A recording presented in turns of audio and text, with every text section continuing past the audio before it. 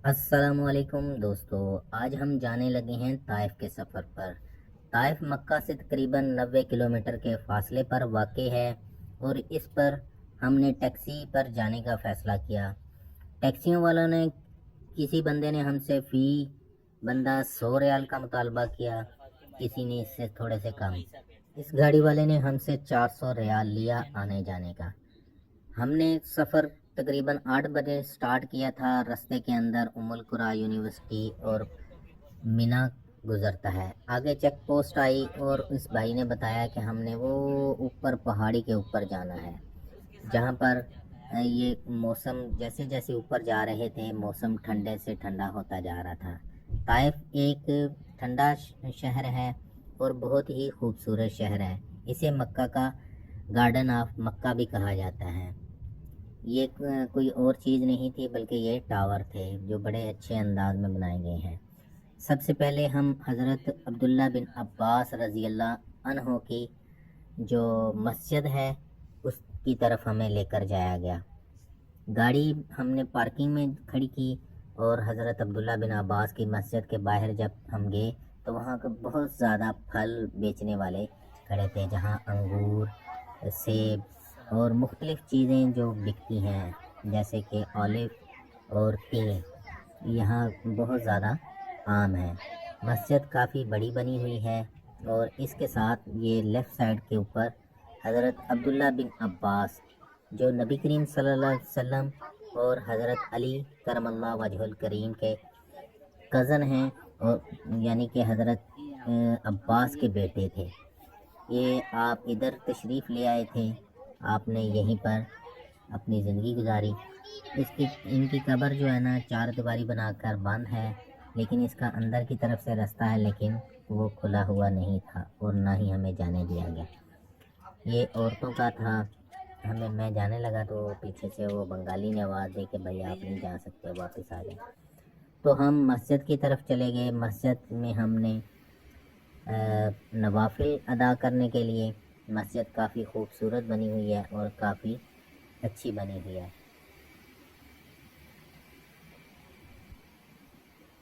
حضرت عبداللہ بن عباس رضی اللہ عنہ کو مفسر قرآن کہا جاتا ہے، کیونکہ قرآن پاک کی جو تفسیر انہوں نے بیان کی ہے وہ کسی اور نے نہیں بیان کی، کیونکہ وہ نبی کریم صلی اللہ علیہ وسلم کے ساتھ رہتے تھے۔ آپ صلی اللہ علیہ وسلم نے انہیں بہت زیادہ دعائیں بھی دی ہیں، جس کی وجہ سے وہ قرآن پاک کو بہت اچھے سے یعنی کہ اس کی تفسیر بیان کرتے ہیں۔ الحمدللہ ہم نے بھی یہاں پر 2 رکعت نوافل ادا کیے اور پھر ہم ان کی جو مکتبہ ہے اس کی طرف جانے کے لیے نکل۔ مکتبہ ان کے ساتھ ہی بنا ہوا ہے جہاں پر قرآن پاک، کتابیں اور مختلف جو تاریخ اسلام ہے اس کے بارے میں بہت زیادہ معلومات ملتی ہیں۔ یہاں پر بہت زیادہ لوگ آئے ہوئے تھے، خاص طور پر جو دوسرے ممالک کے ہوتے ہیں وہ ان جگہوں کا ضرور وزٹ کرتے ہیں۔ یہ وہ مساجد ہیں جہاں پر ہمارے نبی صلی اللہ علیہ وسلم نے نمازیں پڑھیں، اور یہ وہ جگہ ہیں جہاں پر ہمارے نبی صلی اللہ علیہ وسلم نے غزوات میں حصہ لیا۔ اسی طرح ہمارے نبی صلی اللہ علیہ وسلم کا جو ہجرت کا راستہ تھا یہ اس کی تھی کہ ہمارے نبی صلی اللہ علیہ وسلم نے کیسے ہجرت کی اور کس کس راستے سے گزرے۔ یہاں کی جو سب سے بڑی بات تھی وہ قرآن پاک کے وہ نسخے تھے جو پتھروں پر لکھے ہوئے تھے، جسے دیکھنے کے لیے ہم نے بھی کافی سفر کیا، اور یہ آپ کو بھی ضرور آنا چاہیے۔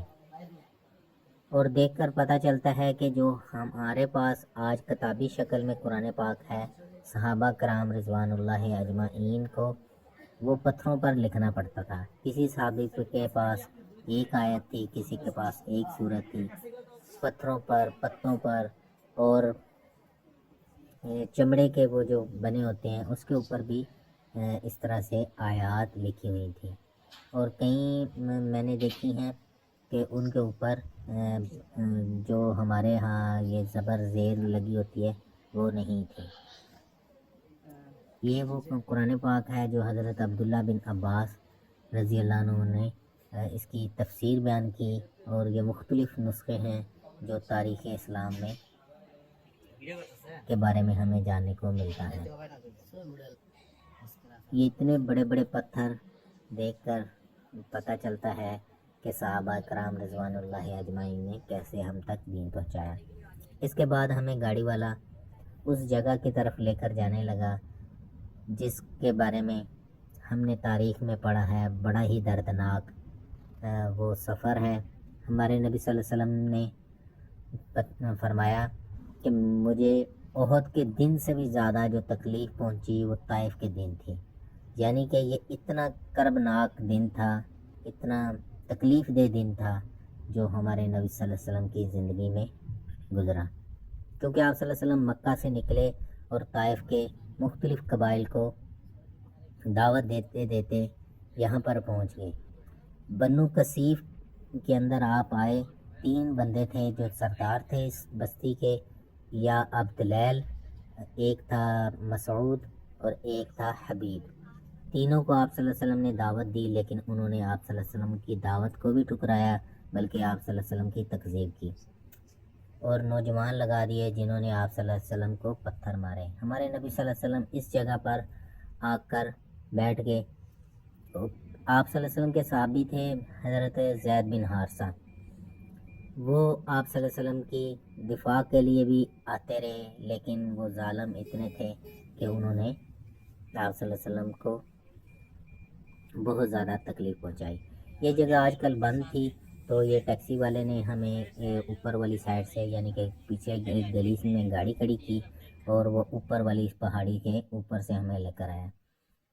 یہ وہ پہاڑی ہے جس کے بارے میں کہا جاتا ہے کہ وہ یہاں پر وہ کھڑے تھے اور انہوں نے آپ صلی اللہ علیہ وسلم کو پتھر مارنے شروع کیے۔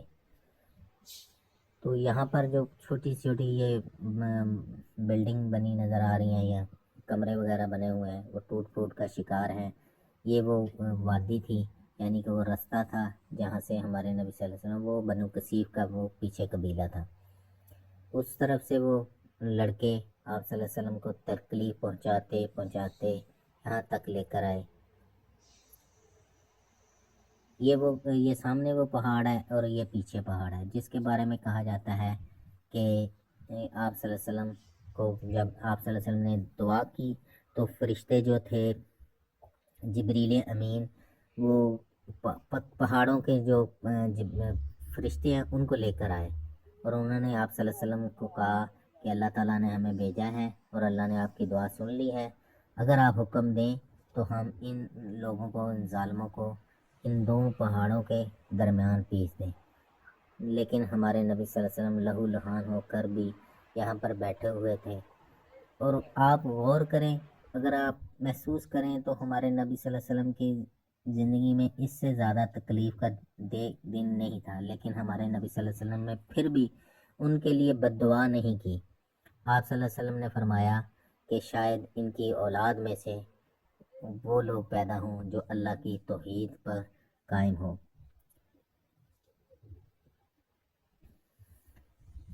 ان 2 پہاڑوں کے بارے میں کہا جاتا ہے کہ شاید وہ جگہ ہے جن کے بارے میں فرشتوں نے کہا تھا کہ ہم ان کو مسل دیں، چٹنی بنا دیں گے آپ اگر حکم دیں۔ یہ جگہ کو اس لیے بند کر دیا گیا ہے کہ لوگ جو ہیں الٹی پلٹی حرکتیں کرتے ہیں، جس کی وجہ سے جن لوگوں نے ان جگہوں کو زیارت کرنی ہوتی ہے یا ان کا کوئی ایسا عمل نہیں ہوتا جس کی وجہ سے دوسروں کو بھی فیس کرنا پڑتا ہے۔ یہ دیکھ لیں، یہ تھور کے درخت ہیں، پودے ہیں، ان کے اوپر بھی یہ پاکستانی اور انڈین، ہندی اور اردو انگلش نام جو ہیں لکھے ہوئے تھے۔ پتہ نہیں، مجھے نہیں سمجھ آتی ان لوگوں کا کیا عقیدہ ہے کہ کیوں ان چیزوں کے اوپر نام لکھتے ہیں۔ مسجد نبوی میں میں نے دیکھا وہ ڈیوائڈر کے اوپر نام لکھتے ہیں، وہ غار حرا کی اگر آپ ویڈیو دیکھیں اس میں آپ دیکھیں گے وہ پتھروں کے اوپر نام لکھے ہوئے تھے، اور یہ طائف کے اندر میں نے تھور کے پودوں کے اوپر بھی، جو جہنمیوں کی خوراک ہے، تھور کے بارے میں کہا جاتا ہے کہ یہ جہنمیوں کی خوراک ہے، اس کے اوپر بھی لوگوں نے اپنے نام لکھے ہوئے ہیں۔ پتہ نہیں کیا ان لوگوں کو ملتا ہے۔ پھر ہمیں گاڑی والا جو ہے نا، یہ ساتھ ہی اس کے جو ہے نا وہ باغ ہے جس پر ہمارے نبی صلی اللہ علیہ وسلم کو حضرت زید بن حارثہ لے کر آئے، اور آپ صلی اللہ علیہ وسلم اس طرح سے ان گلیوں میں چلتے چلتے، گلیاں تو نہیں ہوں گی اس ٹائم، وہ باغ تھے، کیا آپ اس ٹائم کا وہ گھر ہوں گے، اس طرح سے ابھی بھی یہ کچی گلیاں بنی ہوئی ہیں، ہم چلتے چلتے مسجد ہمیں نظر آئی۔ اس مسجد کو مسجد عداس کہا جاتا ہے۔ ادھر آج بھی باغ ہیں یہ، جس کے اندر کہا جاتا ہے کہ یہ وہ ربیہ کا جو بیٹا تھا عتبہ اور شیبہ، اس کے باغ میں آپ صلی اللہ علیہ وسلم اس طرح سے آ کے ایک انگوروں کی جو درخت تھا یا بیل تھی، اس کے نیچے آ کر بیٹھے، تو جو شیبہ ہے اس نے اپنے غلام عداس کو بھیجا کہ آپ صلی اللہ علیہ وسلم کو کچھ انگور دیں۔ آپ صلی اللہ علیہ وسلم نے اس سے انگور لے کر جب کھانے لگے تو آپ صلی اللہ علیہ وسلم نے کھانے سے پہلے پڑھا بسم اللہ الرحمن الرحیم۔ وہ عداس نے کہا کہ یہ لوگ تو اس طرح نہیں پڑھتے، آپ کون ہیں؟ آپ صلی اللہ علیہ وسلم نے فرمایا کہ آپ مجھے بتاؤ کہ آپ کون ہیں اور کیا کرتے ہیں، یعنی کہ آپ کہاں سے ہیں؟ تو عداس نے بتایا کہ میں تو جو ہے نا عیسائی ہوں، اور میں فلاں علاقے سے ہوں۔ آپ صلی اللہ علیہ وسلم نے فرمایا اچھا تم میرے بھائی یونس علیہ السلام یعنی یونس متی کی امت سے ہو؟ تو انہوں نے کہا کہ یہ آپ کو کیسے پتہ ہے، کیونکہ اس کے بارے میں تو کوئی نہیں جانتا۔ آپ صلی اللہ علیہ وسلم نے فرمایا یونس متی جو ہے نا وہ اللہ کے نبی تھے، میں بھی اللہ کا نبی ہوں۔ تو آپ صلی اللہ علیہ وسلم نے عداس کو دعوت دی، تو عداس نے بھی کلمہ پڑھ لیا۔ یہ وہ پہاڑیاں جو ان کے پیچھے ہے، تو ادھر سے اگر آپ غور کریں تو اس کو آگ لگی ہوئی ہے، شاید کسی دور میں لگ گئی ہوگی، تو یہ آثار باقی ہیں جو پرانی بلڈنگ تھی، اس کو کسی ٹائم میں آگ لگی ہوگی۔ ان گلیوں میں گھومتے ہوئے دیکھتے ہوئے بندے کی نا حالت عجیب ہوتی ہے جو بیان نہیں کی جا سکتی۔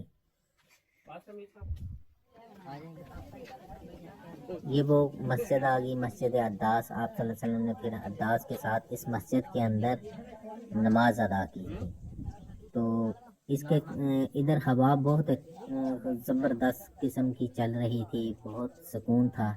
یہ سامنے جو درخت بنا ہوا ہے اس کے نیچے ہم جب بیٹھے تو اتنا زیادہ سکون تھا کہ جو ناقابل بیان ہے، میں بیان نہیں کر سکتا کہ اتنا سکون ہے اس درخت کے نیچے ہمیں بیٹھ کر ملا۔ اس کے اوپر لکھا ہوا ہے کہ عداس جو ہے ایک نصرانی تھا، اس نے آپ صلی اللہ علیہ وسلم کو انگور پیش کیے، پھر آپ صلی اللہ علیہ وسلم نے اس کو اسلام کی دعوت دی اور اس نے اسلام قبول کیا، پھر آپ صلی اللہ علیہ وسلم نے اس کے ساتھ نماز ادا کی۔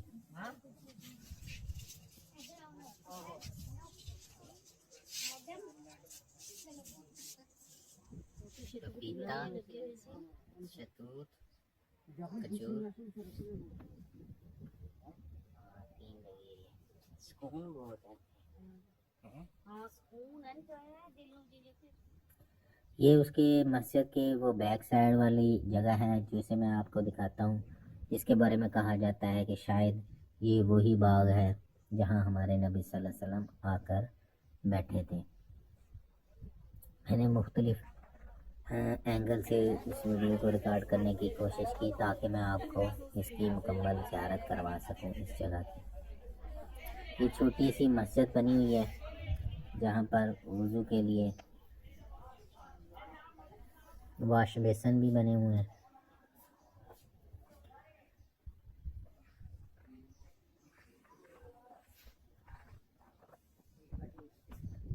ہم نے بھی الحمدللہ مسجد کے اندر نوافل ادا کیے اور دعائیں کی۔ میری اللہ تعالیٰ سے دعا ہے کہ اللہ تعالیٰ سب کو اس جگہ پر لے کر آئے، اور تاکہ آپ جان سکیں کہ ہمارے نبی صلی اللہ علیہ وسلم پر کیا بیتی اور اسلام کے لیے ہمارے نبی صلی اللہ علیہ وسلم نے کن کن تکالیف سے کو سہنا پڑا۔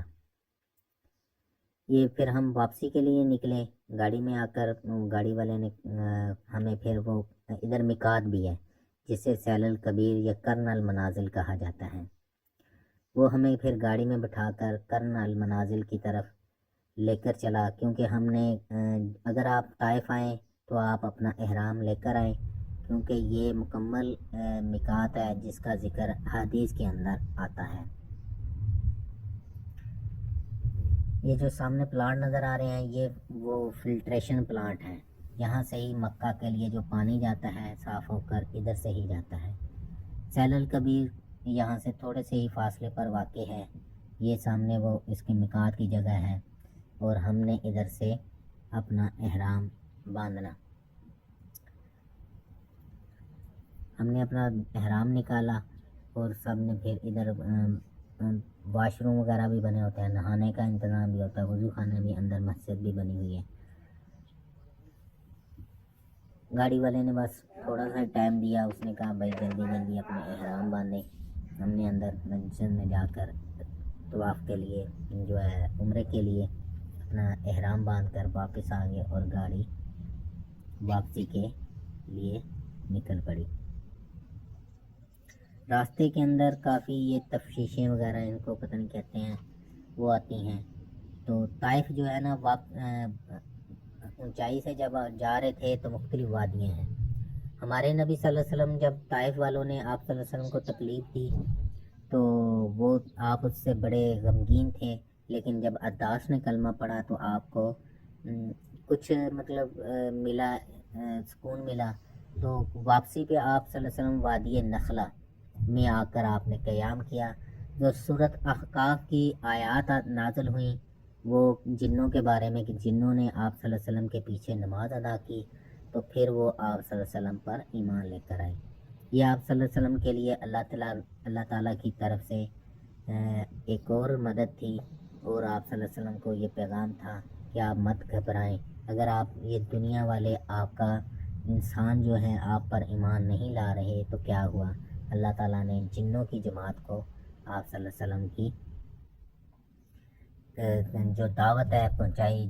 جنہوں نے پھر جا کر کہا کہ یہ موسیٰ علیہ السلام کے بعد ہم نے کسی ایسے پیغمبر کی بات سنی ہے جو ہمارے دل کو لگی ہے، ہمیں اسلام قبول کرنا چاہیے۔ واپسی کا سفر بڑی تیزی سے طے ہوا، گاڑی والے نے بڑی تیزی سے ہمیں یہاں تک پہنچایا۔ راستے کے اندر ام القریٰ یونیورسٹی آتی ہے۔ ام القریٰ یونیورسٹی یہاں سے بہت بڑی ہے، جہاں پر جو مکہ کے اندر امام کعبہ ہوتے ہیں وہ پڑھتے ہیں، اور جو علماء مکہ یا سعودی عرب کے اندر علماء ہوتے ہیں یہ یہیں سے پڑھ کر آتے ہیں۔ واپسی پہ ہمیں ہوٹل پر ہی یہ لے کر گیا عزیزیہ کی طرف، کیونکہ حاجی تھکے ہوئے تھے اور سب کھانا وغیرہ کھا کر پھر دوبارہ حرم کے لیے جانا تھا۔ سب نے طے کیا کہ پہلے ہمیں ہوٹل پر اتار دیا جائے، پھر الحمدللہ ہم نے آ کر حرم کے اندر اپنا عمرہ ادا کرنے کے لیے داخل ہوئے، نماز پڑھی۔ بسم اللہ، اللہ اکبر۔